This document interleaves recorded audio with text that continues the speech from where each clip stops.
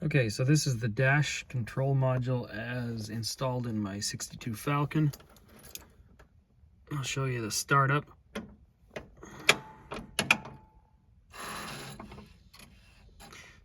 So you see it sweeps the gauges.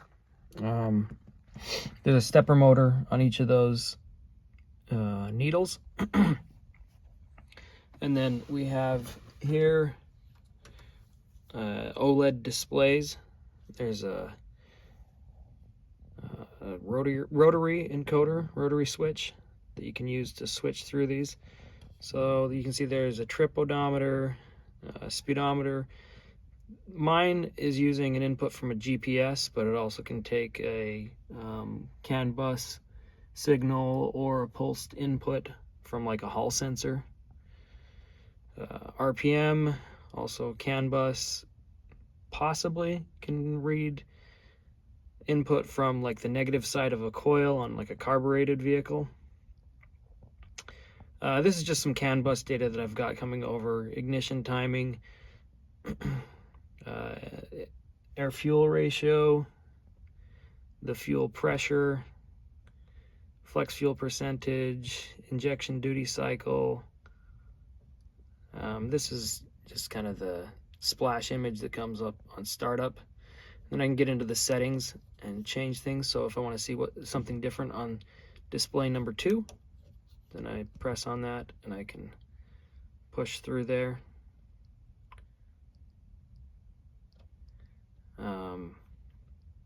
So let's say, you can see that these values are all way off. That's just because the ECU is off. It's not sending over any data. But if I wanted to look at voltage there, then I just press that, go back to the settings. I can choose the units, whether I want metric or American.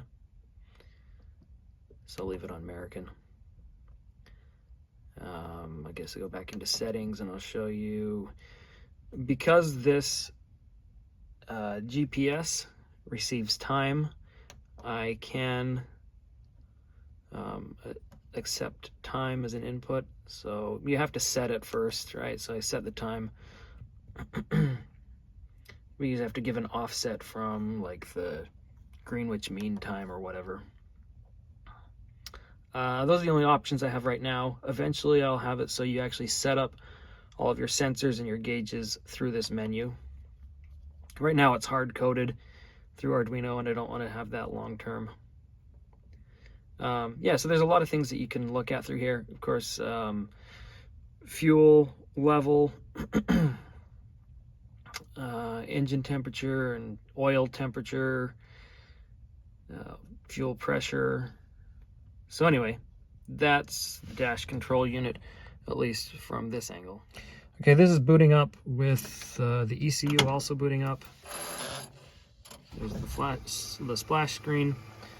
And then once it starts sending over the CAN bus data, then we have an accurate temperature for the coolant showing there. That's the oil temperature, of course. I guess, one thing that I didn't mention is so I have a trip odometer that you can reset here. I don't want to reset it right now. There's a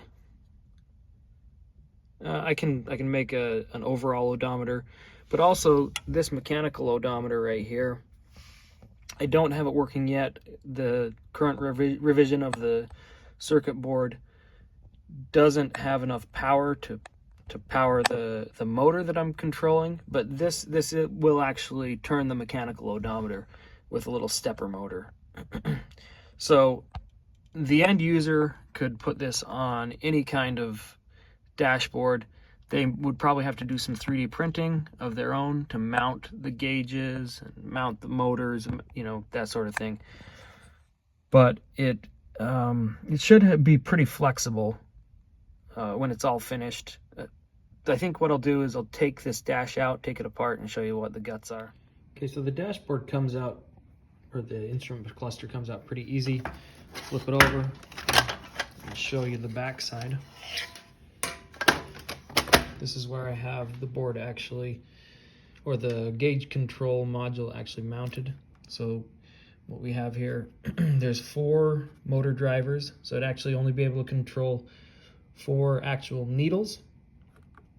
But there's this ribbon cable that goes over here. This is a PCB that has the stepper motor mounted on the other side of it. And then there's one over here. You can see the other one. Then this one is right here. That's the speedometer. And then right here, you can see the stepper motor that I have that would actually be spinning the mechanical odometer.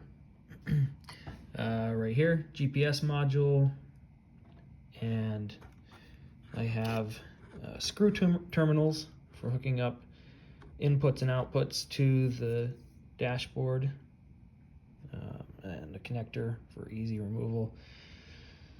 So hooking that up would be up to the end user, however they want to do it. I have the GPS module in this one because I'm using the GPS speed. GPS speed is a little bit laggy, so I don't love it, but it is a lot easier in certain cases than trying to wire in a sensor. But if you have that data over CAN bus, then that actually makes it pretty easy. So this is CAN bus enabled. Currently I have it set up to read the Haltech CAN messages, but I could also have code for reading, you know, the OBDII, OBDII addresses, or Megasquirt, or I think Link doesn't have their own specific language, but you can program it to output. So there's a lot of options, just depending on how crazy I want to go with the code. And I'll flip it over and kind of take it apart a little bit so you can see what's going on under the other side. So a little bit more disassembled. If I flip this back, you can see right here I have my OLED screens mounted. Right here, this strip, that's basically the dash backlighting. And then down here, that strip of LEDs is actually programmable. And that's my tachometer. So it's a lot like your race tachometers that have a progressing string of LEDs. So that should be able to be configured also. Code that I've got to write, but it should work just fine. Right now I have it hard coded, and it does work for my specific application. And then these are the little modules. First, you can see that I printed those. Originally, they were like a little metal thing that held the gauge, but I kind of recreated it to hold stepper motors. Okay, one last thing to show. These are the stepper motors that actually control the needles. They're pretty commonly available online. They're called a Swytech X25 or X27. .168. They're used in a lot of different vehicles in somewhat slightly different configurations, but this is a pretty common one. I've got 2 different carrier boards for those, so the component mounts right here. This one's nice because it centers the needle in the board, and there's a couple mounting holes. Right, so you can see there's one mounting hole here, one here, and one here. So you could use any of those to mount it to, you know, your 3D printed dash carrier or gauge carrier or whatever. And then there's this one. The idea here was to get the needle as low in the board as we could. So it worked well for my speedometer. Obviously, these wouldn't meet absolutely everybody's needs, and I could design maybe a few more if that was needed, or the end user could design their own if they're so inclined. But yeah, so that's kind of the detail of how these would, how the gauges actually move. And if you've worked with Arduino, you thought that looked familiar, it is. This is just a shield for an Arduino Mega. That's what runs all the computing. on this dash control unit. I'm trying to think if there's anything else important. Not really. Just I'm still working on the code to make it end user friendly.